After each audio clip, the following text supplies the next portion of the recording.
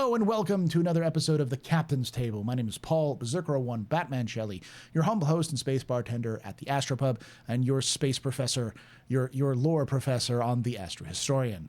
Today, I am bringing you another episode of the Captain's Table. This is a podcast dedicated to the Star Citizen community, Star Citizen news, lore, and more. Where I bring people from all over the Star Citizen community to talk about the game, latest updates, theorycraft, what have you. We are going on our 9th season now, and we actually have a brand new YouTube channel called it's the Captain's Table Podcast. So if you look at youtube.com/at the Captain's Table Podcast, you can find us there. I will be starting on starting tomorrow. I will be uploading every single video of this year up to the Captain's Table podcast site. I think it's tomorrow, right? Tomorrow's the 1st? Yes. Starting tomorrow or Monday, one of the two, every day will be a new one. I will endeavor to put up every single episode of the past. Right now on that YouTube channel, it has 2016 and 2017, all of 2016, 2017 episodes. I'm still got a while to put the 2018, 2019, 2020, 2021, 2022, and 2023 up over as well. But I'll try to like dump those over time. But the first new episodes of the Captain's Table will come out on that site recorded. It will always be live here at youtube.com/TheAstroPubLive and twitch.tv/TheAstroPub. But just kind of a little introduction. We'll make sure to go check over there. All right. With that, let's do introduction of the folks before we get started. Starting with a familiar face, Zark. Who are you? What do you do in Star Citizen, and where can they find you? I'm just a normal guy playing the game, and I'm usually hanging around Paul's Discord. So yeah, debating with the people there, and every Sunday we are going around with lore and rescuing artifacts. I was gonna say you're a member of lore. You're a member of my org. So yeah. Yeah.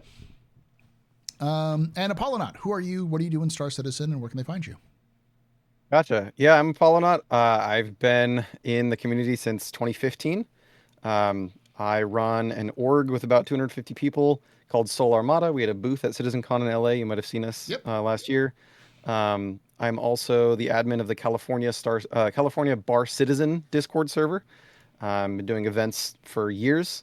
And oh gosh. I'm in a lot of places in Star Citizen. I've been doing in-person events, been doing in-game events. Yeah. Nice. Yeah, I saw Soul Armada. What's that? An Equinox? Also, yes. Equinox. Yeah, Equinox is a in-person LAN party. I run Equinox West. It'll be January 4th. Looking at 40 plus PCs, and it's going to be a good time. Equinox Prime is in Ohio, or it was this year. I went to that on June 1st. That was a lot of fun. Nice. With Shadowkin. Yes, Shadowkin. And I used to go to the Bar Citizen Northern California, the San Francisco Bay Area Bar Citizen when I was there. So, you know, that's where I met you the first time. Was in San Francisco for GDC. Right. Yeah. That was when I met. Benoit. Benoit showed up for that one. Yeah. That was the one where Benoit was like, "You're Paul Shelley, the AstroPub," and I was like, "What?" Yeah, I'm the head of Turbulent. I'm like, the head of Turbulent knows me by name. What the? Okay, Benoit, what's going on? Right. Well, you're the sleeping ASMR of every Star Citizen. The fact that I've been in Apollo. Benoit has been following me for like since 2016 or is it 2017 GDC? There were that.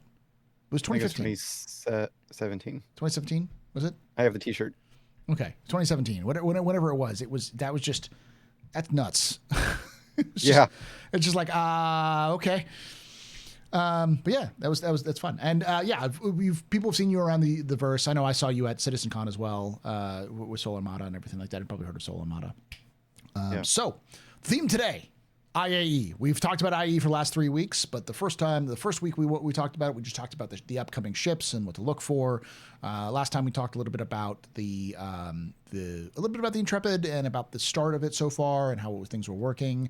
Now that it's been a week and we're pretty much wrapped up with IAE, because for those of you who don't know, IAE will finish off next week, but this is the last day of beyond like best in show, where you get to see all of the ships that won the ship showdown, and then the finale, which allows you to rent every single ship that was on the floor, and plus other things like renting or buying rare loot, armor, and other things like that at the show floor within game cash, which would be great to do because you of course are gonna lose everything with 4.0 wipes, so you can buy a bunch of stuff to enjoy crazy things if you need to for the next couple of weeks. But this is effectively the end, with including the release of 4 new ships, one of which is a concept ship.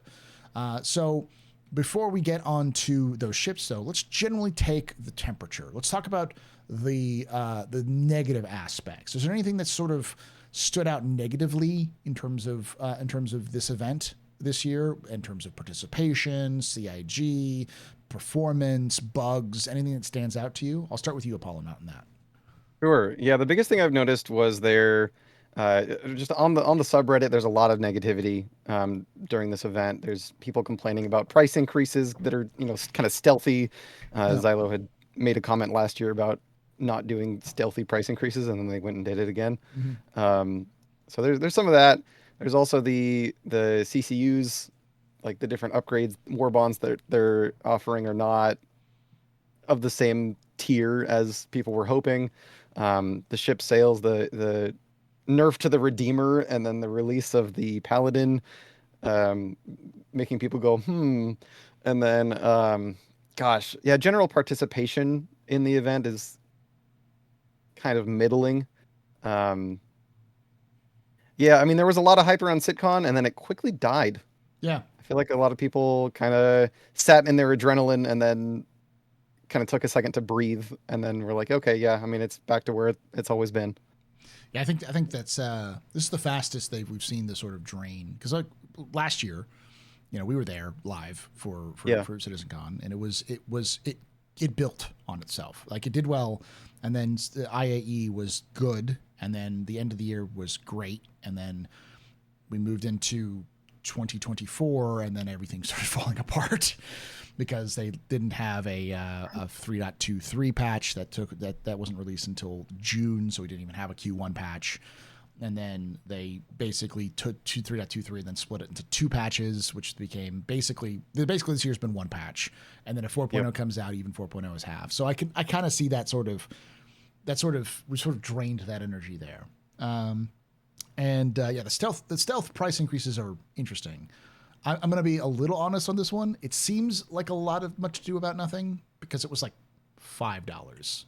Yeah. It was 2 that I know of, which was the $5 for the Saber and $5 for the Cartual, which I think is more of the principle of the thing than it is like a people were looking to buy a Saber and were like, oh no, now it's $5 out of my price range sort of thing. So, but yeah.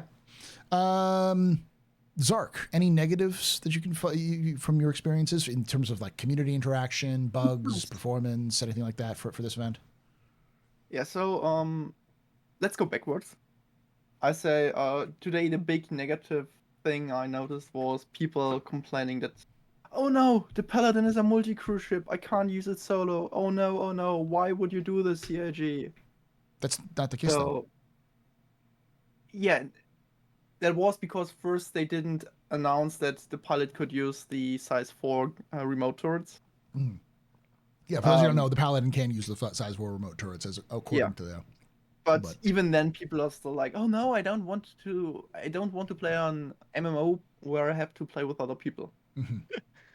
It's Then the next issue I think would be, so I have both sides of the coin on those. The IAE episodes. There are people, myself included, that love them because they're something new, something interesting. They have very, very cool ideas in there.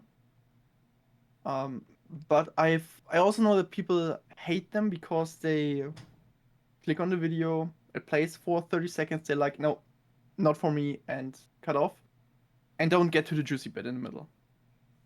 So would be a negative. That might have been interesting to say episode 1, time to disable or something, Yeah. so people understand what's this about. And the last big negative thing actually is then the second.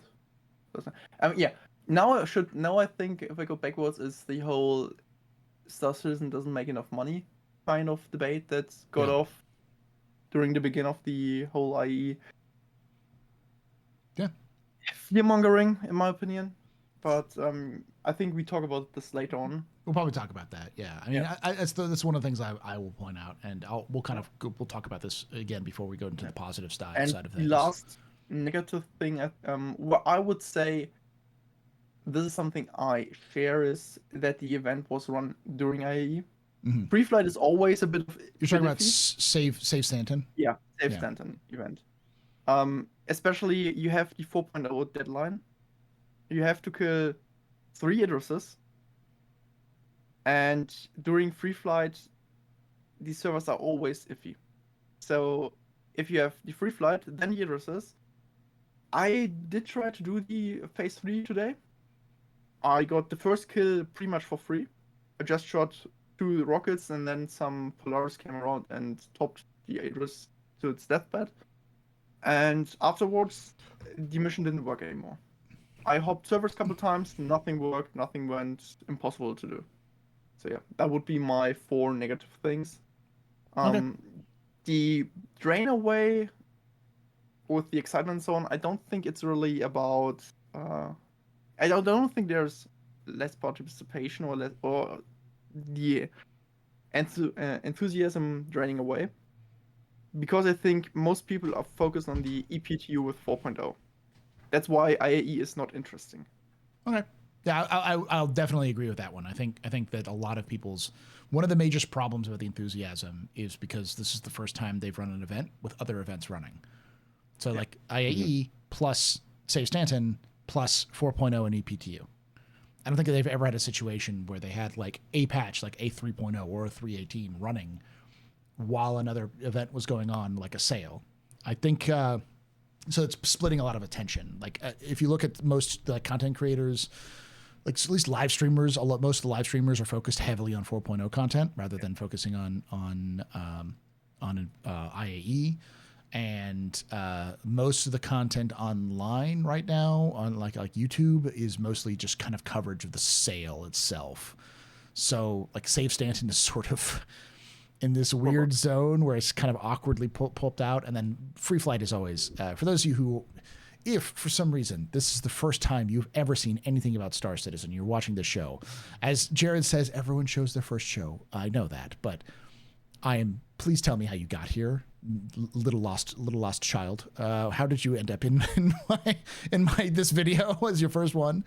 But in case you have, just in case, free flights are always the worst performance you will ever have in Star Citizen, because they always gain a lot of new people come in to just try it, because people always hear about the scam that's made now, $750 million, so almost $1 billion. And so people are like, this scam made $750 billion, but you can play it for free right now. And so people go, but I can play it. Yeah. Okay, I'll try it. Why not? It's free. And every so often people will enjoy it and they go, hey, this is really fun. I can see where it's going. But because there's always such a huge number of people come in, the game servers break. They just do not function. Yeah. I will say that's probably one of the negatives, is that there's new and weird bugs have popped up because of this. The hangar bug being a big one, which was actually something that was happening before the free flight started, where basically if you're in New Babbage, you can't get out of your hangar, which is problematic because that's where IAE is. I also noticed one new bug, and that's you're locked to a server bug.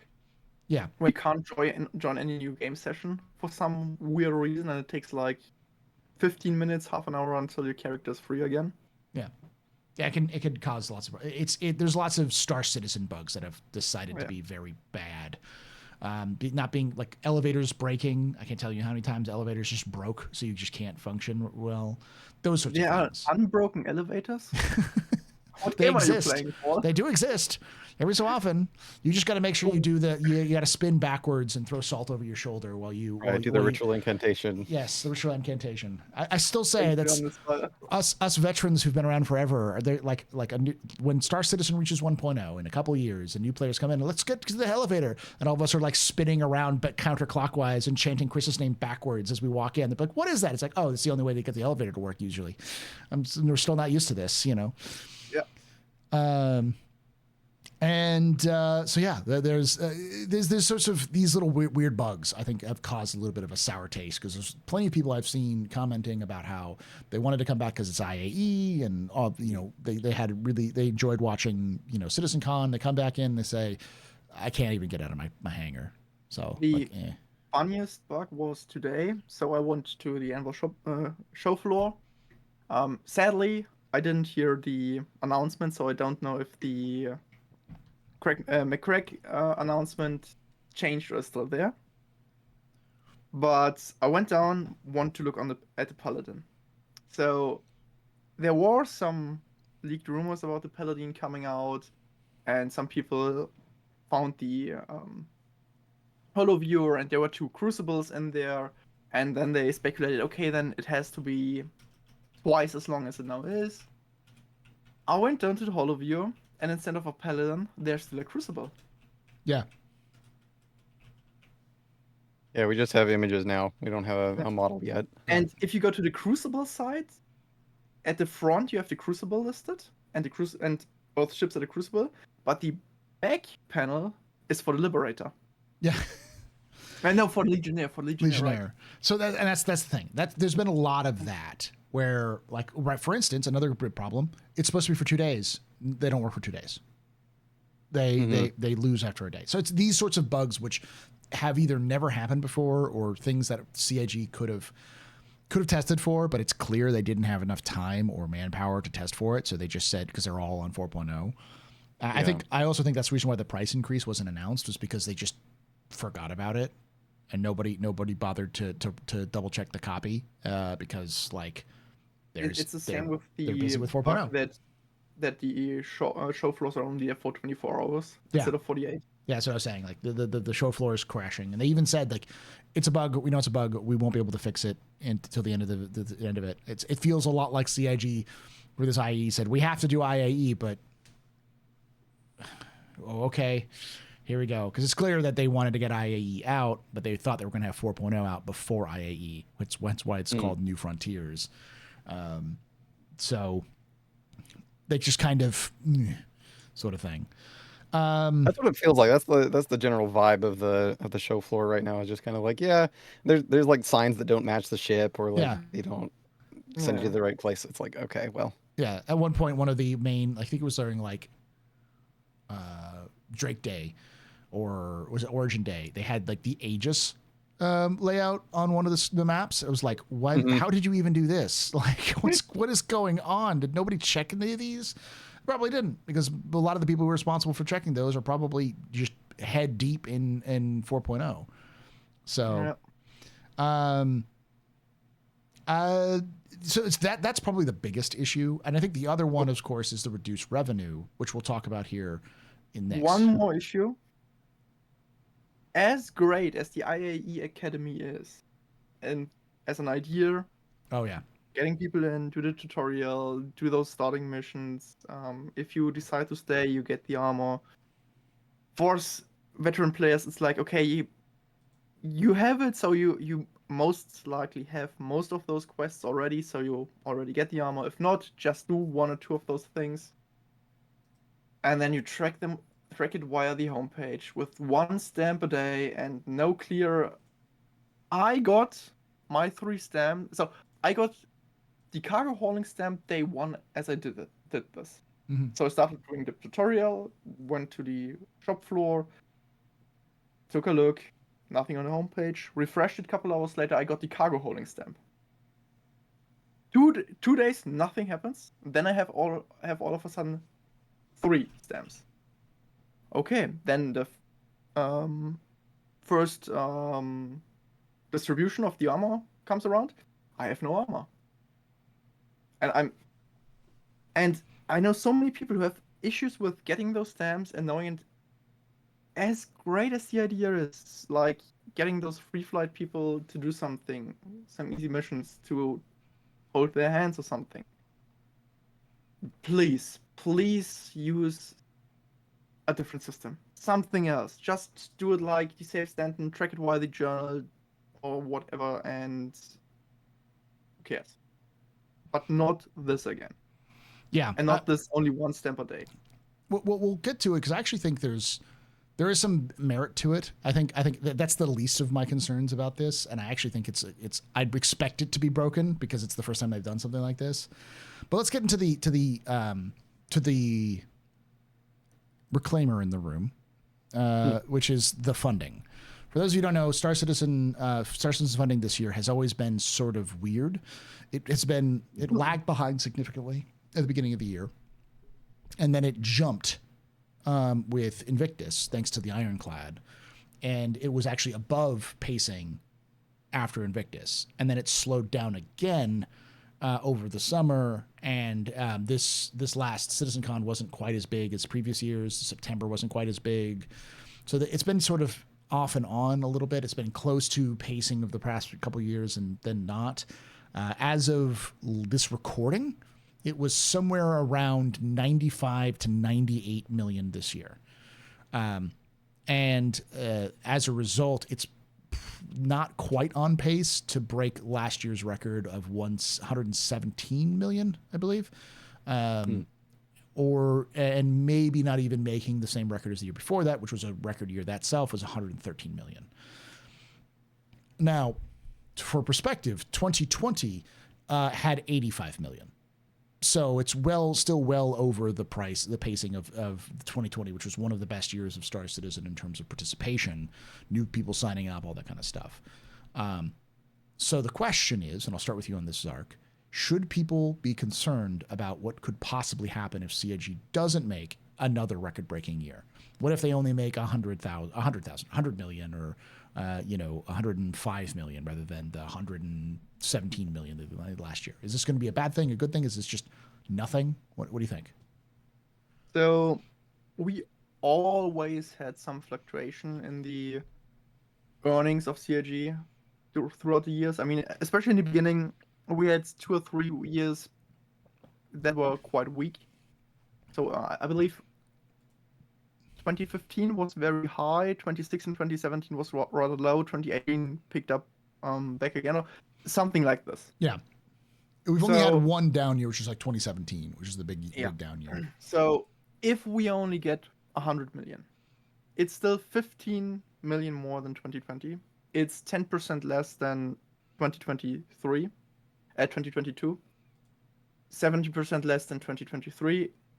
That's okay in my books, because CIG does not run on 115 million, and if they don't make 150 million a year, everything gets destroyed. Yeah. So if we make enough money to fund the game, which someone in here definitely knows how much this should be in the chat. Yeah. I know we have a couple of people usually watching that are Calculating very things. good with all those numbers.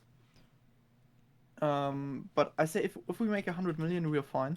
We are completely fine. And considering that today they had to announce that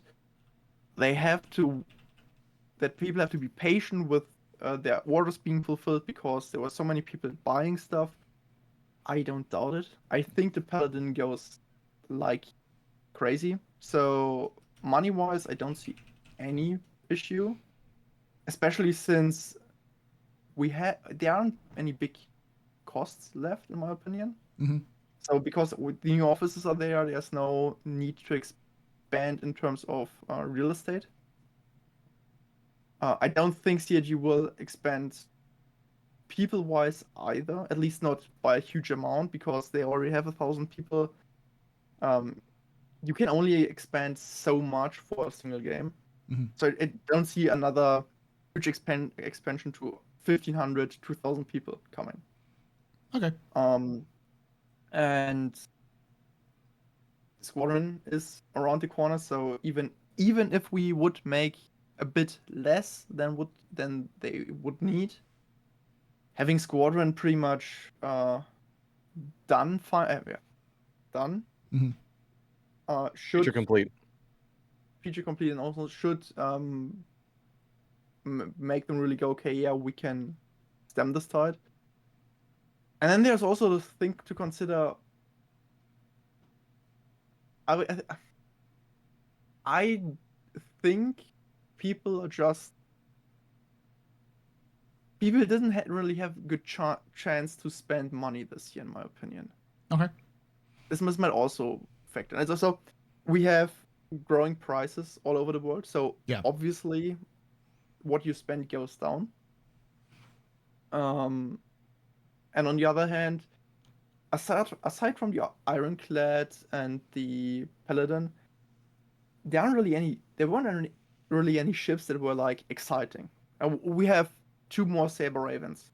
Yeah. I'll be honest, no one cares. No one cares. Do you think, I'll add this to you, do you think that it would have been different if they had sold the Mirai Guardian instead of, say, this year rather than this 4.0?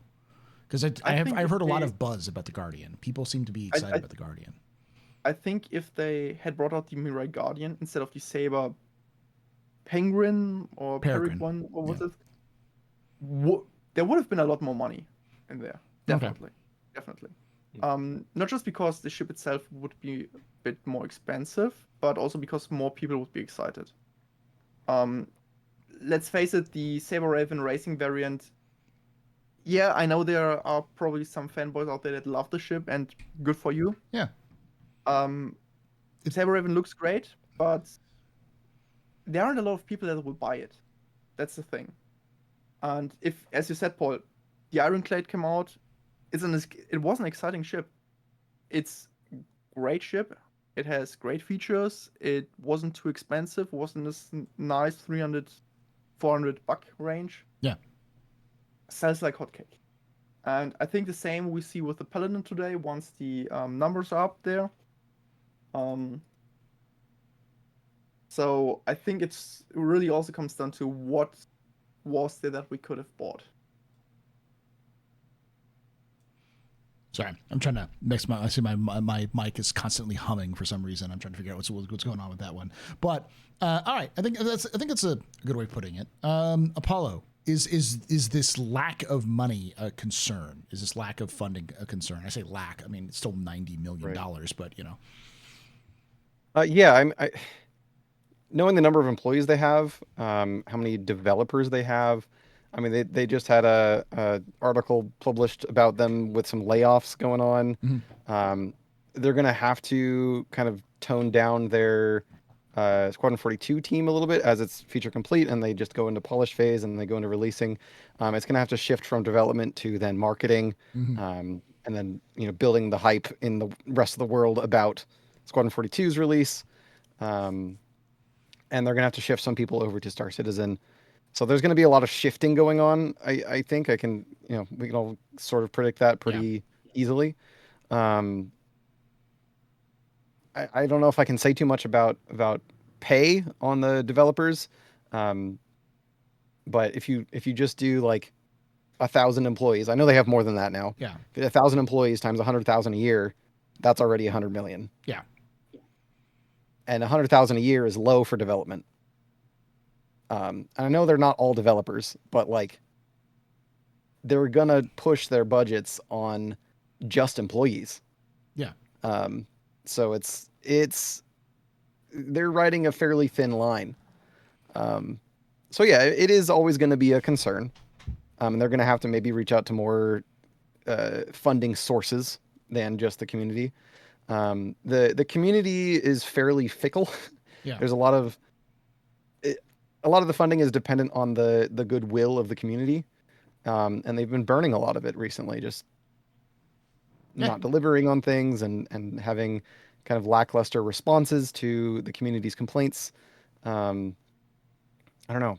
There's definitely been a sort of souring in the last year or so. I've felt it just kind of in a lot of different places in the community. People are just kind of like, yeah, I'm going to go play all these other games. Helldivers came out, mm-hmm. Satisfactory's in 1.0. There's a lot of other games that people can play that are going to take our time. We're just going to, watch Star Citizen and see what's going on, but I'm not going to play it, not going to fund it. There was that huge surge of like no money until Pyro, Yeah. right? That happened, and then that took hold, and there's just a lot of people that are like, I'm not going to spend money, or they're giving very little, buying little bits of the CCU chains that they want to get, and then just not dropping big chunks of money on the game. I think when Pyro releases and they release a couple more ships for it, maybe the Guardian comes out for 4.0, they will see a big surge in funding. 4.0 is going to have a big marketing push behind it. We can kind of sense that. And yeah, I mean, 4.0 is going to be a make it or break it kind of thing for them. Yeah. It's got to be big. It's got to grab the attention of a lot of people who haven't really looked at Star Citizen before. I bet they're banking on that in more ways than one. Yeah. I will say I don't think it's too much of a concern, because the things that a lot of people don't understand under the hood is that CIG gets a lot of tax credit from the UK offices, for the UK offices. Like, they get a lot of money back from the government for their offices in the UK. And since most of their offices in the UK, that's kind of it. And we also have known for at least a year, maybe a little bit longer than that CIG has been heavily moving people away from the US studios towards Manchester. Yep. So a lot of those reports of, like, people being fired, or laid off, this is not something that's like been a secret, because I remember maybe it was a 10 for the chairman, or not chairman, like a letter from the chairman early this year or something like that, where they said, yeah, we're moving focus away from US towards Manchester. Manchester is going to be our new headquarters and everything else like that. So, like, it's something that we known for a while. It's more of a repositioning rather than like a layoff, because they're still hiring a bunch of people for Manchester as well. And I'll be honest, the leaks, reports, whatever you want to call them, about the recent layoffs, like, there was crunch, and now you're laid off. I have no idea how many people supposedly are laid off. I get no sources from the people claiming this. So even the source itself said something like less than 1%. Yeah, I mean, if 10 people get laid off from 1,000 people, that's like a tenth of a percentage. Yeah. So that's like, no one cares. That's people who have, maybe they are sick, maybe they found something better, maybe they have family reasons, all those things. So if you have 1,000 people, every week there will someone who leaves the company. Yeah, it's companies that big. Like, I've worked in companies that are big, but like, I've never worked at a company that had 1,000 people in it in one location. And those companies, it's hard to track, and there were people coming and going all the time, because it's just how it works. Now, I will say that there has been a downturn in funding, and I honestly believe that the reason why there's a downturn in funding is because CIG didn't release patches this year. Because if you look at every time they've released a patch, they've had spikes in funding. Yeah. And when 4.0 comes out, there's going to be a spike in funding. Because when CIG releases content, doesn't matter if it's buggy or not, it's good. They'll have at least a surge in prices. If it's long as it's not 318, it won't break them in terms of... and usually the patch comes with a new exciting ship, new content, new Warband deals, yeah, whatever. And as I said, this year really feels like there was nothing to spend your money on. Yeah, there's nothing to bite into. Like, saber variants, as I said, I don't want to poo-poo on sabers, because, like, I know there are people who love sabers, but sabers have never been a super hot commodity. Like, no one's been like scrambling to get a saber.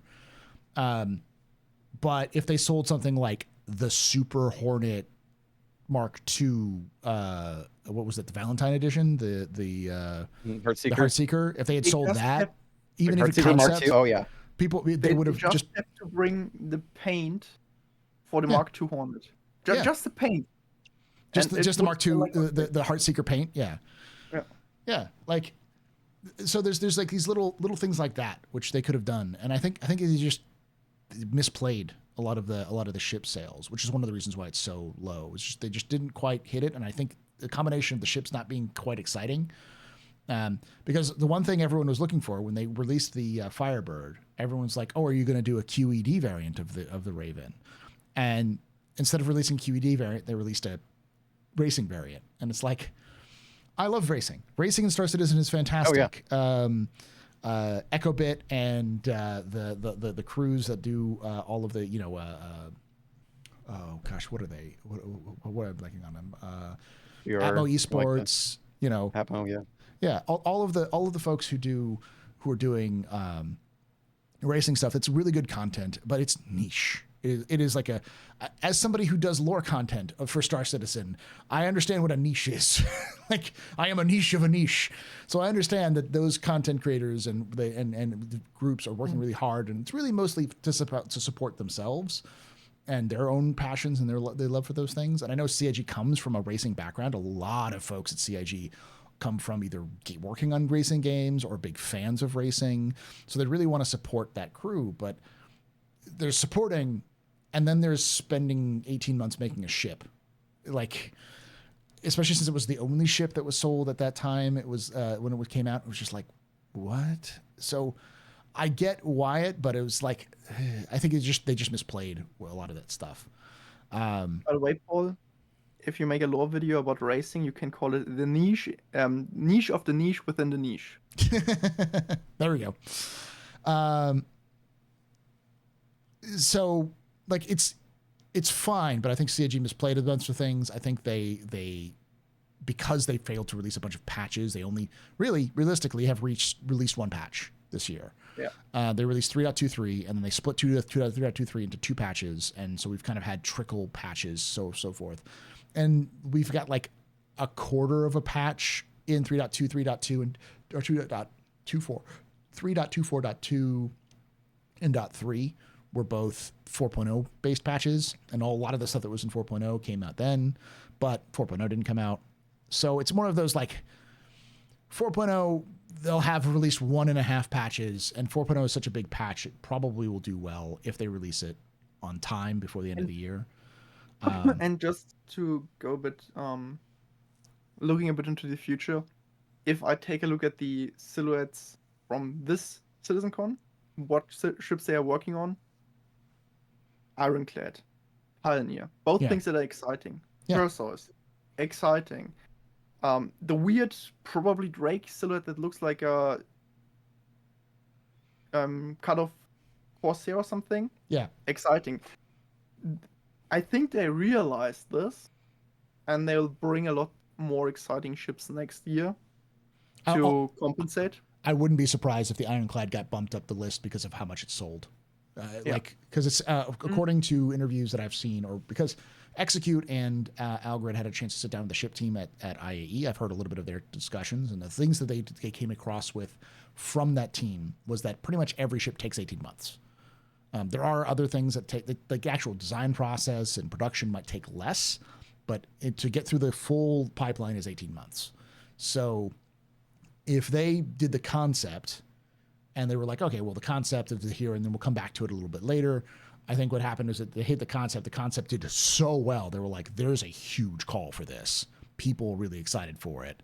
We need to start working on this. I think it's not just the excitement for the Ironclad itself. Surely it helped, but considering how much they've shown off the Kraken in all those trailers and all those teasers, I think they really want to get the Kraken out. That too. And they need the Ironclad to get the Kraken out. Yeah. Yeah. I am pretty sure that the exterior of the Kraken is probably pretty finished. It's probably first pass, kind of like how the Polaris was first pass out at Invictus. Probably going for Lot Zero and all those things now. Yeah. But then you throw in the Ironclad, go in. You can use the Ironclad with the command module to rework the Caterpillar command module. You can use the Ironclad to rework to do some finishing fixes on the Caterpillar. Yeah. Then you could sell some Caterpillar modules. Yeah. So there's a lot of work outside of just being an exciting ship. So that being said, I don't think CIG is in a bad state if they only make a little over 100 million. But at the same time, I think it is a good indication that CIG needs to improve. next year. Mhm. And I think the big thing, my personal hope, is that CIG can maintain momentum, because they always waste their momentum early on, where like they just basically kick off the Q1 because they burn themselves out. It's a vicious cycle. The end of the year, they crunch super hard, but because they crunch super hard on everything to getting done, then everyone is completely flatlined. And so they take a break, and then when they come back, they have to fix all the problems, because for those of you who don't know, crunch doesn't work. Crunch is a sign of a bad management. So while it does happen, and it does happen often because no one's perfect, it is also often leads to worse products. And crunch isn't a thing that's unique to the video games industry. It happens in every industry. If you've ever worked more times because you need to get a project done because there's a deadline, you got to get it finished, and you worked more often than you should have, that's crunch. It's not unusual. But if you're crunching on, say, counting stock for like a retail store, you might miss a couple of things more than you would if you had more time. But that's not as big of a deal as like screwing up code where you have a bunch of bugs now. So often with crunch, you have to go in and fix all of the problems you did when you were making crunch. So it often, not always, but often leads to just bad products. It doesn't actually help. So what feels like it's been happening is that CIG crunches in the end of the year. That crunch causes them to make a bunch of mistakes that they have to fix at the beginning of the new year. And because they have to fix those in the beginning of the new year, they have to put off all of their plans for the new year to later, which then causes them to crunch at the end of the next year because they didn't get all their plans done. And this causes a cycle back and forth, back and forth, back and forth, rather than them just either stopping in 1 year, just saying, okay, we're going to focus on Q1 or whatever and just be as kind of a rest. We're going to get some things done, or end of the year, Q4 is more of a light patch. They don't want to sort of do these. I feel like they do a lot of the big like design meetings early in the year. That's So like true, when yeah. they come back from break, they spend a long time on the theory of the game, and then they come back to building. They get that break kind of lets them step back from the project for a bit and kind of reassess what they were really trying to do. Mm-hmm. So we've seen in the last couple of years some pretty good changes in direction on some things, and a refocusing on what needs to be built, and we've seen a much increased pace of development through that. Yeah. And I really have to say, the last 18 months are probably, next to the 3.0 drought, the worst 18 months there have been. Simply because it's the replication layer and now the server meshing. Two big technologies that just fucked up. Yeah. They fucked up the game and they have to fix it. And I don't think there's any better way to do this. I don't think they are making any big mistakes. And the reason, and I wouldn't even say that they're so they are crunching right now, but I feel it's less over we have to meet this deadline. It's more about like they're getting frustrated that 4.0 has to come out now. They have to bring it out. They have to say, okay, we are finally there. We got it. And if we have to do some beautification afterwards, that's fine. Yeah. But it has to come out. But We can't do it anymore. The concern I have is that CIG tends to, because this has happened the last 2 years, where like the first pet core patch is just basically thrown out the window. It happened with 3.18. It happened last year as well with 3.23, where they just sort of took longer than they had because the cleanup from the previous year took too long. And I'm hoping that with the talk about how 1.0 is the goal and they have a roadmap for 1.0 in place, instead of having to sit there at the beginning of the year and be like, where are we? Them to be like, here's our roadmap. Here's where we want to go. Are we on pace? Yes, no, maybe. And then they can get to getting a Q1 patch done. Because I think if they can hit a good cadence of each quarter has a patch, CIG's not going to hit it directly because CIG is CIG. So, Q1 patch coming at the very beginning of Q2 or whatever, but that sort of thing. But if they hit that cadence, I think that will improve their sales numbers more than anything else. I really hope CIG stays away from the stupid, in case you missed it sale. That was the dumb idea. I do not think sales work in the sense of just sales for sales sake. Yeah. The reason why IAE and Invictus are special is because they're in-game. and that has driven more people to engage in the game more than just like it's Thanksgiving, or not Thanksgiving. It's St. Patrick's Day. Come buy sales, buy ships, sort of thing. So I think the most effective thing that they've done has been the well, Safe Stanton's a kind of a copy of it, but the event for Overdrive Initiative before Zenith Threat, where there was a tangible reward for your account for completing these missions. That's a really neat thing that they're doing, and that's going to allow them to surge interest in the game, and then people who are really interested in those exclusive rewards for playing the game are going to come back and play, and then they're going to, it's a knock-on effect. They're going to look at the store. They're going to buy more things. Yeah. Yeah. It's you need people to show. It's an old. The tale as old as business. You want people to show up to your stores. You have to find a way for people to walk through those doors. And while they're there for the other thing, they might as well get this thing. It's the impulse buy or the like, we got you through the store. Now let's take a look around and see if you want to buy anything else.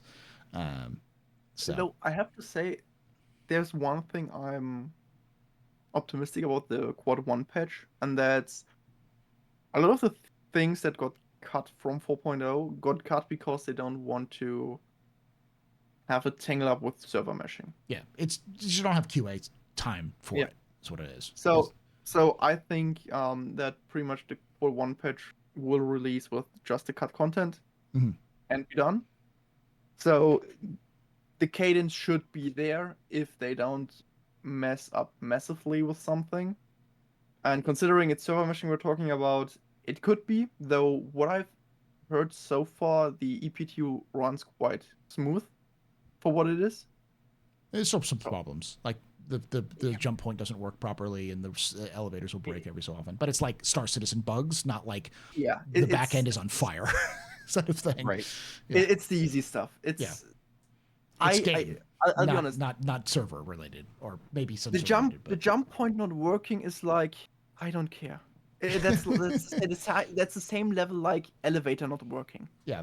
It happens. I'm used to it. I don't lose any sleep over it. All right, let's move on to the positive side, because we've got to go through the negative side. I do want to go to the positive side and talk about the ships beforehand. So, Apollo, I'm going to start you on this one. What are some of the positives of this event that you enjoyed?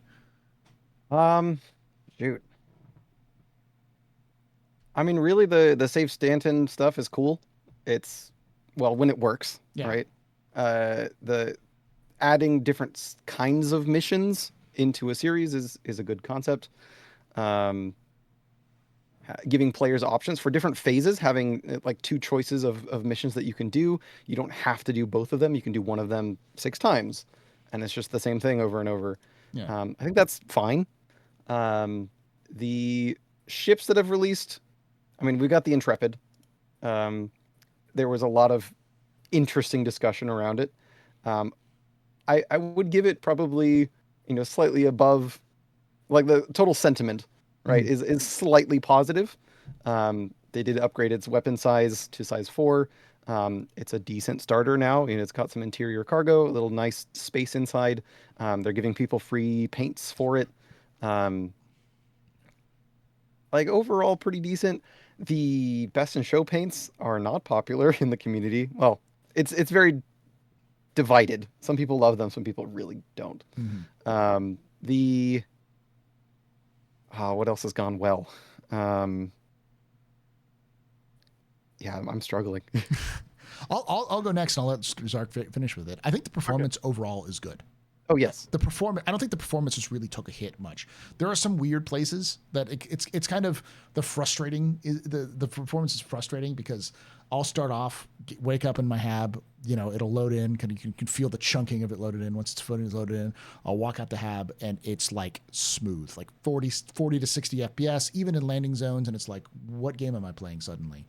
And then you get to like you pull up your mobi-glass to do something, or you go to the ASOP terminals, and all of a sudden the game says, "All right, you're playing Star Citizen. Here's 2 FPS." And and trying to scroll my friends list in the comms app. It's just like brings it down to less than 1 for me. Yeah, it's super unoptimized, some of these aspects. So it's one of those It's truly an alpha where there's lots of parts of the game which feel really, really optimized. They've really taken care of their time and to really work on it to make sure it's good. And then you get to like the details, and it's like, why am I like, why is this a slideshow? Why does this feel like I'm suddenly playing a text adventure from 1992? You know? I did phase 2. I struggled to get out of the hab. I struggled to get my ship. I went in the ship. I flew out of the hangar.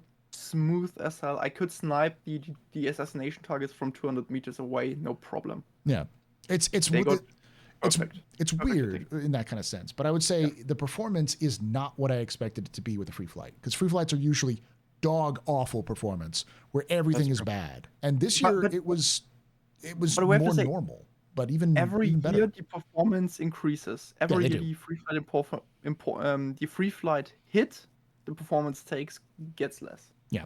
And before anyone gets mad at me for saying performance was good and their performance was bad or whatever, I as I said before, it's the bugs. I don't think a lot of these performances are like drops or because of like the game servers are suffering. It's just they're normal Star Citizen bugs finally for once. And when you have more people playing, yet there's more bugs are going to show up, but more people playing without the servers taking that hit, it's like, oh, wow, they must have done something right in the back end.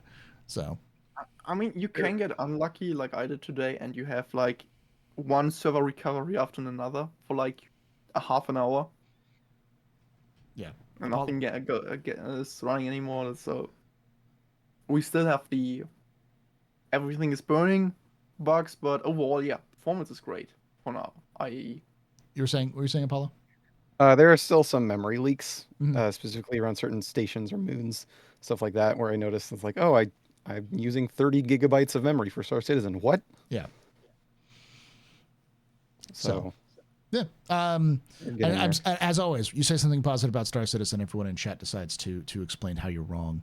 And people are saying, well, I've been, having rough servers. That's fine.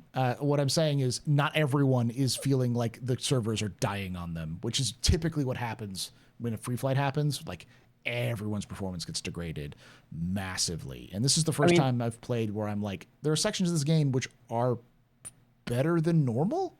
Strangely, like the bunker missions can be better, more responsive. We were doing one of the assassination missions where we assassinated a target, and then one of my crew tree tried to jump out and try to go grab a little panel for lore reasons. And as he came back, he tried to give it to me, and in that point, the dusters spawned again, and they started coming after us, and they were just flanking and shooting us. And I'm like, the server FPS is like 4. Why? How are they so responsive right now? Like, I had to he tried to run, I tried to jump to his cover and shoot them, shot a bunch of them before I got downed, and while I was trying to heal him and that kind of stuff. So it was one of those weird sort of situations where that wouldn't have happened last year's IAE. I would have had they would have derped out and stared at the ground for the 5 hours rather than fight us. Did you get a chance to try out the distribution center mission when that was in the PTU? No. That was it was a slideshow, but it was very impressive. Having hundreds of NPCs. Did you do Security Post Korea for Overdrive Initiative? Yeah. Yeah, where they were spawning every 30 seconds, 8 at a time in the closets. Like, it was that in the distribution center. People were having to go in squads, and then dealing with 4 or 5 FPS at the time, as there were 50 ships in the sky that people were blowing up, and then they were raining components down on the ground. It was just absolute war zone kind of style stuff. It was really cool. I wish that they had optimized that to the point where it was playable, because that was something that people were really looking forward to. And then they removed it because of performance reasons. Yeah. Hopefully it'll improve as they go along, because it's clear that they have a desire for these things and they have good planning. It's just like I've always said that the mission team is fine, and I feel like most of the time the missions break because the back end has issues rather than them. So the fact that the Wave 3 doesn't spawn, I think, has less to do with the mission and more to do with how the server functions. I'm sure there's still some issues with the missions, but it always feels more like too much emphasis on the mission team not doing good, and it should be more emphasis on just the game's performance just isn't there yet. So I know Elliot Maltby is just pulling his hair out. He's like, I designed this thing and it's my baby, and it's not working the way that I want it to. Zark, any positives you could pull away from this one? So one of the big positives for me is surely the IE episodes. I do like the way they designed them. Like, okay, it's you zapping through some channels on your TV. I like some of the ideas they brought in. Great. I like the topics they're talking about. Especially capital ship combat was really interesting. Because it shows they have an idea what they're going for, and I think we see more of those things simply because now that they have an idea for what 1.0 is, they have figured out what other parts should look like, and I think they'll explain them more and more over the next couple of years. The Intrepid is great. It's an ugly duckling, sure, but even with the size 3 gun, I think it's an awesome starter. Yeah. Yeah. Before they increased it, I Yeah. already loved the whole design, even with the size 3 gun, simply because having an interior with a suit locker, with a gun rack, place to sleep, place to cook, it's such a huge advantage over every other starter except the Nomad. It's insane. And even the Nomad doesn't have a suit locker. So if you think about, okay, I can't use heavy armor if I fly. Yeah. I can't use a backpack if I fly. I have to cook my meals. I have to store my heavy guns if I fly. Now I fly somewhere and I have to fight. I want to log out right here, right now, and I log back in. All those things, the Intrepid is great for it. It's a great design ship. That it's an ugly duckling, I think it adds to its charm. It's just like this. The Can we talk about the Terrapin. Polaris? Huh? Can we talk about the Polaris for Sure. a bit? Sure. Yeah. Well, let me come to Polaris soon. Yeah. Then we have server performance was great. The IAE Academy is a great idea. Yeah. Oh, I was gonna. like- I'll follow along by that. I think the IAE Academy is good. It's a good idea. Yeah. It's version 1, so it's going to have some problems, but I support this. I want to see them do that in game in the future. Like I'd love to see an Invictus Academy or something else like that. That's great. I want to see more of those things and maybe a more in-depth version for not the free flight people, but for us. Where it's not like, okay, you pretty much already have all those missions, or a friend of mine has the issue, he did all those missions before 324, so he doesn't get the stamps anymore. So yeah. And as for the ships, overall all great. Let's talk about the ships by themselves. Yeah, we're kind of over time because we talked a little bit, but I'll go ahead and start, Zark. Let's start with we're going to focus on a couple of ships, but you want to talk a little bit of the Polaris, we can talk about the Polaris because I think that's another positive that people. Yeah. Let's talk about the Polaris. Let's talk about the Intrepid. Let's talk about the medical Terrapin, and let's talk about the Paladin and the Polaris. So Intrepid, we've already talked about. You talked about a little bit about it. What about the medical Terrapin? It's great. It's a great medic ship. We have a jump seat. We have storage for some gear. It's a great small little ambulance. Nothing. There isn't much to say about it because it's just a well-made ship. It's great. It's what I think everyone in the community wanted for the last 5 or 6 years. We have it. A true combat medic, can survive attacks that come in. And then the only thing missing might be a true jump seat for a heavy armed medic who can just jump out in heavy armor or something, but that's details. There's a lot of people salivating over it. It's a really nice entry into the list of ships, and it's the same price as the regular Terrapin. Kind of shocked everybody. People were expecting it to be, $15, $20 more than the regular Terrapin, and that it's the same price is kind of cool. Yeah. Yeah. I would say that the suit lockers and gun racks aren't really that important to me. when it comes to the Terrapin, because the Terrapin is a combat medic. Like, I don't see the medical Terrapin being used as a long-range explorer medic. It's more of you attach it to like a Polaris, and you go out and you recover people who are downed, and you pull them back in, and you get them fixed up, because it doesn't really have a lot of cargo on it. So it's mostly just you because eventually all of those medical beds are going to use resources, and those resources are going to be medicine. You've got run out. your pilot. You have one medic, probably in heavy armor with the gun on the jump seat. You come in, he jumps out, maybe uses the tractor beam, maybe uses the med pistol, and gets the downed person, put him on the med bed, and the Terrapin is gone already. It's really more like the trauma team from Cyberpunk, if you take a look. It's literally the trauma team bus from Trauma. They even have a skin that is just the trauma team like thing from Cyberpunk. It's exactly that. So is the Terrapin medic going to be the loner for the Apollo? That could is it? We don't know. They change up the loners every so often, so I could see that, though.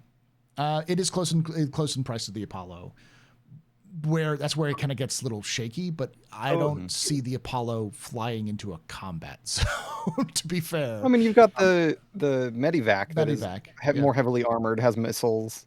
It's supposed to be a combat. Since when we started talking about not enough funding, and from then to now we have made 200,000. That's Star Citizen. There we go. All right, let's talk about the Paladin. Let's talk about the Polaris, and then we'll finish off with the Paladin and move on to question and answers. The Dorito, Apollo. You've been wanting to talk about the Dorito, the spicy Dorito. What's your thoughts? Right, the torpedo Dorito, as it were. It's performance-wise pretty solid.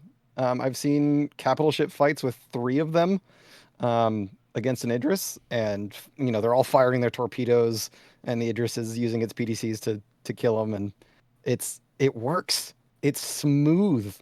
I've seen people gathering together in the Star Citizen subreddit Discord. 5 or 6 people.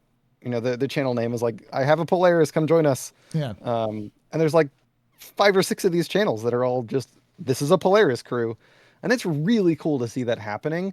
The fact that there's now a capital-sized ship that requires a crew of more than 3 people is incredible, and it's a kind of design principle that I want to see more of. I want CIG to build ships that require multi-crew. I think the big ships should be that way. I don't think anything larger than maybe a Perseus should require, or I don't think anything larger than a Perseus should require fewer than 3 people ever. Yeah. It's an MMO. It's got to be treated like an MMO. Those ships are raid ships or dungeon ships. To be the equivalent of like going into a dungeon or a raid. That's what they should be. Something really interesting. Go ahead, Clark. Enemy NPCs are now going to get Polaris. Yeah, that's the thing. I wouldn't be surprised if the mission that currently has the Idris gets changed to a Polaris. I think that would make a little bit more sense and a little bit more fun. So, go ahead, Zark. What were you saying? Yeah, the thing with the Polaris is seeing the ship in game, and first of all, it's crazy nimble. For a ship that size, the speed and the agility it has is crazy. Mm-hmm. Oh, it's intentional though. Yeah, and that's why I want my Anvil Corvette, which is like a brick. Yeah. And you just chuck it in and hope for the best. But seeing the Polaris, I'm completely with you there, Apollo. I want more Corvettes. I don't want any more Idrises or Krakens. I want more Corvettes with those 6 to 12 people size. And the really interesting thing about the Polaris is the way it feels different. It feels more like a base. And you go in there and you have a base. And if I would go onto with a orc going somewhere, small orc, use a Polaris, you have your medbeds, you have your mainstay cargo, you have a hangar for something small, get 1 or 2 other ships with you that your orc needs. You've got everything you need. So that's what I really hope we see more of with some more Corvettes. That they have this flying base character. Yeah. Because I think that's really what the people and especially the orcs want from those ships. Not so much that I can fight with them, because no one can finance fighting every day with a Polaris. I think to your point, I think this kind of request from the community of wanting fewer combat ships or more ships that are non-combat focused, I think partially influenced the Intrepid. Right? Not everything has to have guns on guns on guns. Yeah. Like the Intrepid's got this kind of niche identity of like it's not really meant for combat. That's why I was sad when it got the size 4 gun.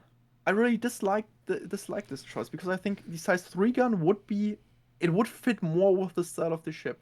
I think it has a gun, yes, but it's a token gun. I think people were mad that it just was unbalanced. Like when you had a larger gun, it looks a little bit more balanced. So, but yeah. So someone was saying you forgot the Star Lancer, Paul. I'm not going to talk about every single ship. It's you want to see me talk about every single ship at IAE. Look at the previous videos. We actually did a talk through of all the different ships at IAE. Watch the lore tour. Yeah, or the lore tours. That too. I will also say the Polaris, having crewed on many Polarises, Polaris is a fantastic multi-crew ship. It is mean, it is dangerous, and it is fun. It is not the most engaging content, though. I've seen multiple people be like, "This is boring to watch," or "This looks boring," and it's like it's not really. But a lot of Star Citizen, and I do think that it also sets up a situation that a lot of people are going to start realizing. Star Citizen is not Star Wars. It is not Call of Duty. You're not going to be constantly engaged all the time forever. A lot of Star Citizen is just hurry up and wait. Prepare your stuff together, get ready to go, and go out and plan. Create a plan, gather people together, and then execute on the plan. And that last part, that last execution on the plan is probably going to be hopefully most of the time, but it'll likely still be at least half the time of what you're doing before. So, like, that's what you're going to do. And the great thing is, the Polaris is the first Corvette. So when we get the next 1, 2, or 3, they all will be better. Yeah. Because they took a lot of... I know that they took a lot of lessons from this ship. Yeah. And we'll see them. I've seen some people comment that it looks rushed, and my argument is it works. It's alpha. It works. They'll fix it later. Anything else that needs it does the gameplay feel good? Does the ship feel right? And the answer is yeah. And most of the ship is kind of useless because it was built for 4.0 in mind, and a lot of the 4.0 stuff isn't out yet. So it's like one of the best features in the Polaris is you go on you sit on the co-pilot, you have your little button where you can open the hangar, where you can pull up those side ramps to the doors. Mm-hmm. And you've got a camera to look into the hangar and see what's going on there. The remote camera's cool. Awesome. Yeah. That's just awesome, because that's what's needed on such ships. Yeah. Let's talk about the Paladin, and then we'll move on to the question and answers. So for those who don't know, the Paladin is a concept ship that was released by for Anvil that was released today. It is $260 war bond, $300 normal, like a just regular credit. War bond, for those who don't know, is just fresh cash. It's basically $260 for brand new cash, or $300 for cash and or credit. So if you have melted a bunch of other ships, you can get it for $300. It is 10-year insurance. With 10-year insurance, yeah. It is a 4-person ship with a pilot, co-pilot, and 2 gunners. And if you don't have the 2 gunners, then the pilot can take control of the 2 size 4 guns, but they cannot take control of the top size 5 turret, which has a rail on it, which can traverse from top to bottom. As someone joked, it is the Scorpius that ate its Wheaties. Kind of thing. It has size 5s on a 1-player turret is wild. Yeah.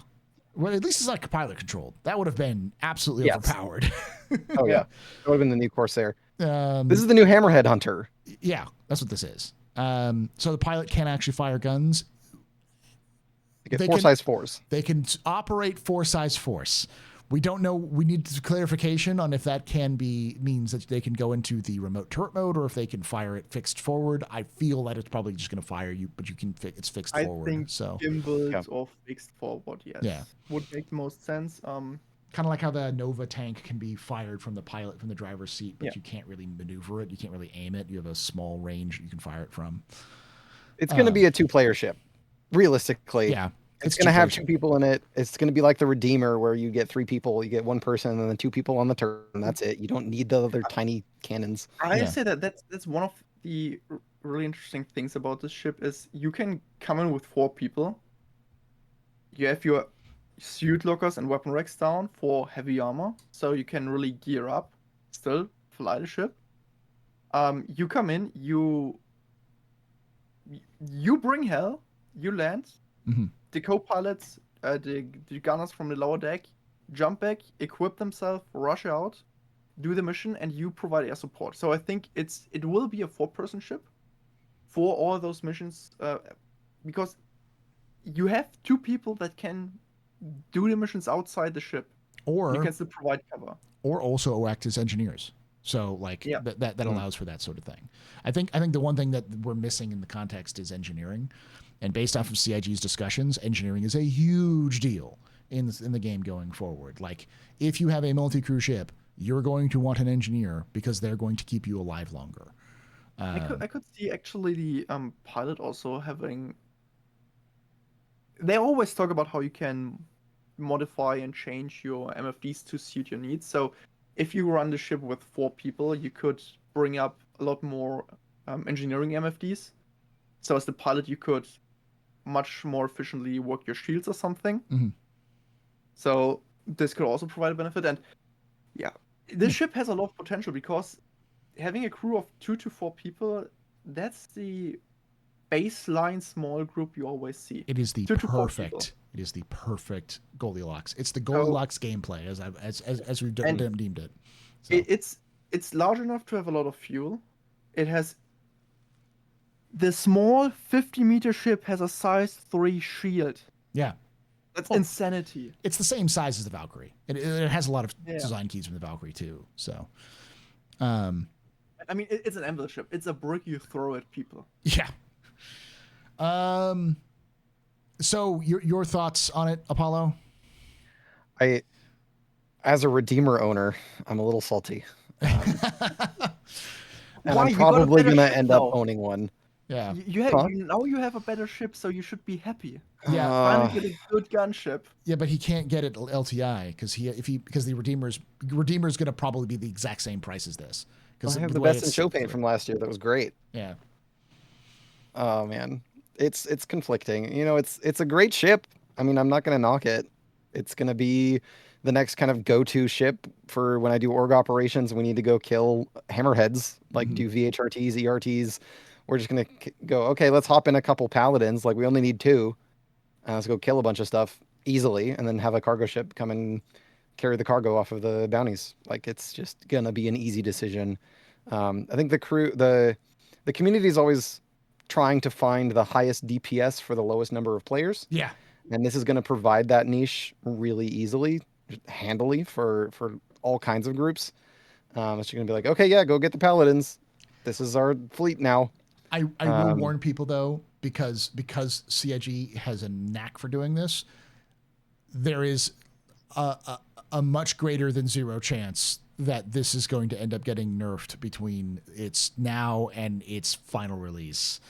The idea that you have this ship for 4 size 5s on a turret for 1 player, I have a sneaking suspicion that's going to get downgraded to 4 size 4s very quickly because that's a lot of firepower. It's still good, but if you're buying this because of the 4 size 5s, pause. Like maybe get a cross chassis upgrade. So yeah. It outranges a hammerhead. Yeah. You can kill a hammerhead without it ever getting to shoot at you. Yeah. Which, again, I don't think it's designed like that. Yeah. The thing with the balancing is it's really hard to say where things will end up. So, because you are a Redeemer, if I take a look at the Redeemer right now, I think it lost its size 5s or It went to something. size 4s, yeah, Mhm. but it's way more So, maneuverable. I would say it's yeah. pretty much the same maneuverability as So, an F8. so if I take a look at the Redeemer and compare it to what the Paladin looks like, the Redeemer, it's the attack helicopter versus flying tank. Mhm. The Redeemer is a ship. It's probably still not there. You're supposed to nimbly dance around your target, evade some things, do some crazy maneuvers, or like come up behind a mountain and just surprise your enemy. The Paladin is the thing. You chuck it into the front lines, and then you pray. You pray and spray. And I don't think that so. No idea if they will nerf it or something, but the Paladin in its final iteration will probably be something that's like, okay, we have very strong shields, we have very strong armor. They even talked about that you have some sort of bulkheads for the cockpit to so some armor panels coming down on the bulkhead. And it will have quite a lot of firepower compared to other ships of its size because it's designed to go into the front line, take the damage, and punch back. The Redeemer, on the other hand, probably so depending on what other gunships they add, is probably closer to the classic attack helicopter. Mhm. It's not designed to take a hit, and it does not have as much firepower as some other flying vehicles. Mhm. But it's nimble and it can escape and it can flank and so on. So you would use those gunships differently, in my opinion. Yeah, I can see that. I I still want to see some improvements to the Redeemer. I hate the Redeemer. I think it's awful. I hate its looks. I hate everything about it. Anyone who's followed me long enough to know that I have Yep. I personally am offended that that thing still exists. Not that it was made because the developers made it to win a contest. They did exactly what they were supposed to do. Not that CIG released it because CIG promised they'd release it and from the original design. The problem I have is that CIG didn't go into it well enough to care. It's clear that they just sort of said, we have an obligation to release this. How are we going to make this and so that people would sell it? So they basically turned it into a beat stick that beats everybody else, and then shockingly discovered that it's overpowered and overtuned. So they're like, cool, we need to bring it back in line with what we needed to do, and now it's less effective, and people are getting mad at it. It's like if CIG made it, apparently it is more maneuverable. You use it a lot, Apollo. It was my daily driver for a long time. Is is it maneuverable enough in your opinion? Because I I've would heard say, some yeah, people now say it is. now it is. Somebody, James there says Redeemer's about 10% slower speed and pitch, yaw roll than the F8. It's very similar to the F8 in terms of Okay. maneuverability. It Ship turns, of that size, that's quite yeah, something. it's decent. And And it's, if you compare it to the Paladin, it's similar in size, but it has a much narrower silhouette So it can and fit cross on section. smaller pads. Is what you're trying to say. Yeah, it's also about it's if you shoot at the Paladin, you will hit it. Yeah. If you shoot at the Redeemer, you might not. hmm. So the thing I've heard is it's improved. You're the first person I've talked to directly who said it is really good in maneuverability, which is good because I wanted it to be more maneuverable as a ship because should have been more like an attack helicopter. The next thing I think they should look at it is fuel efficiency. If it is more fuel efficient, meaning it has VTOLs, turn those engines into actual VTOLs, so it becomes easier to VTOL in atmosphere. And it is fuel efficient, so it doesn't use a lot of hydrogen, and maybe not necessarily like quantum stuff, but just its hydrogen fuel being fuel efficient. I feel like it serves its role as being a maneuverable attack helicopter. Whereas I think the Paladin's main role is I'm here with guns, and you're going to have to pay attention to me, because if you don't pay attention to me, I'm going to mess everyone's day up. So pay attention to me. It's the tank. It's the tank of that sort of class, of that Yeah. sort of size range, to show up, It's like attract all the fire, and then have other people come in at it from different angles to deal with the problems. I'll see. So in an ideal scenario, you have two Paladins and a Valkyrie coming in. The Paladins ruin everyone's day. Mm-hmm. And while everyone has, okay, we have to focus on the Paladins, the Valkyrie unloads its troops, and then the Valkyrie's already, and then you have some fire support, and then you leave. Yeah. That's kind of what I see. And yeah, the Redeemer is probably has more staying power in terms of fuel efficiency. I mean, the Paladin, it's a brick. It's a brick. I'm sure it'll VTOL, but I'm sure it'll VTOL like its fuel efficiency will be on that of like a 1975 Impala, like a mole. Yeah, something that's like desperately slurping fuel just to stay alive, or not slurping, like gulping fuel to stay aloft, in atmosphere. And I wouldn't even be surprised if it really has rather bad in atmosphere performance. So like, okay, you can VTOL, no problem, but you're a brick, so you move like a brick, and not and the Redeemer, as you said, it's pretty maneuverable.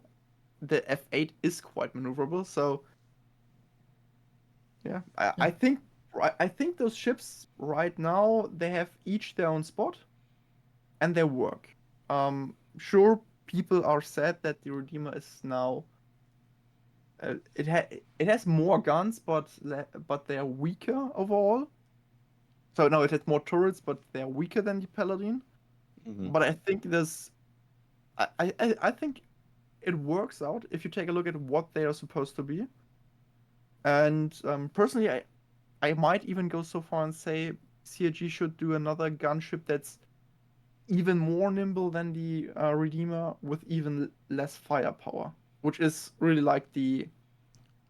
I mean, we've got Brutus. the Cutlass Steel. The Drake Brutus. Bring back the Drake Brutus. A Drake ship. No armor. You've got a couple of really nice turrets. Give me the. And you're nimble like. Thick Buccaneer. Just a thick Buccaneer. A big Buccaneer with a bunch of guns on it that is nimble and fast, but is made out of tissue paper and slapped with size ones, like 8 size ones, like perfect. Give it to me, CIG. It's also good, and it would be a good enemy AI sort of situation. Like they're cheap, so there's like 4 of them, whereas you'd have like one. In an encounter versus like one Paladin, or you have the Paladin as the boss, and you have the 4 Drake gunships as the chaff, or like, oh, now I gotta pay attention to the boss, but this chaff is gonna eat me up, So. You've got a large Buccaneer. Under each wing is a quad-sized quad-sized 2 manned turret. Yeah. And that's it. Yeah. Or remote turret where you have like 2 people in controls, and then 1 crew pilot, something like that. I can see that. I will say, I think we need to wait for some Q&A for the Paladin, because there's a lot of questions still. And as always, do not buy because of meta. It looks meta. If you're purchasing it because of meta, you're gonna get burned. It's gonna burn you. So that's the problem with the Paladin. It looks great, and if you think a minute about what it provides in terms of gameplay, it looks even better. So CCU is already bought. Yeah, CCU is fine. I think a CCU would be a good option for this. So if you can get a good CCU with it, it's a, I don't know what would be the closest thing to it, but getting it at the price. The Vanguard Harbinger or Vanguard Sentinel, depending on your CCU chain. Okay, that would perfect, and I think that would do okay. But we didn't even get a chance to go talk to CCUs. I'm sure we'll talk about CCUs in the question and answers. We'll start off there. So you have to come back and watch the question and answer if you're watching this recorded to a little bit more about the CCUs, because I think we do want to talk about the CCU and what they did and what they are, because I think that requires a little bit of separate thing. But thank you for joining us so far for this discussion. Thank you to Zark and Apollonaut. Make sure you check out my Discord to find Zark. And Apollonaut, where can they find you? I'm on Discord. I'm on Twitch. I don't really stream very much, but I do racing.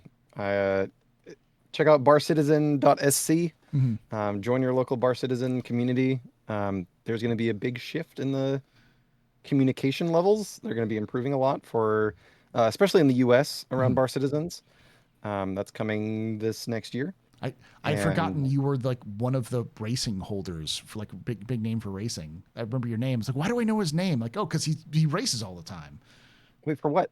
You race, don't you? Aren't you in like do. a lot of those? What is the name of that group? XGR. XGR. Yeah. And I I've been around, but I'm not super active in XGR. okay.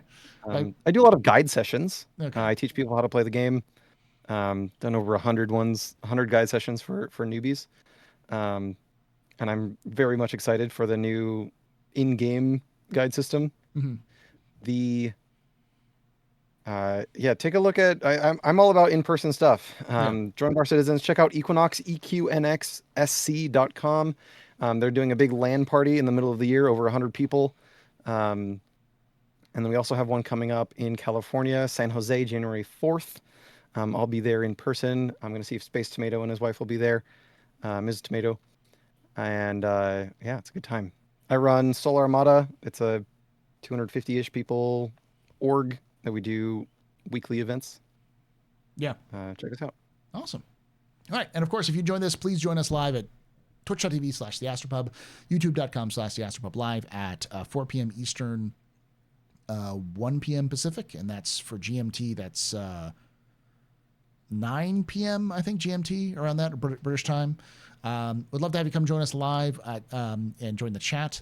Twitch.tv/TheAstroPub, youtube.com/TheAstroPubLive.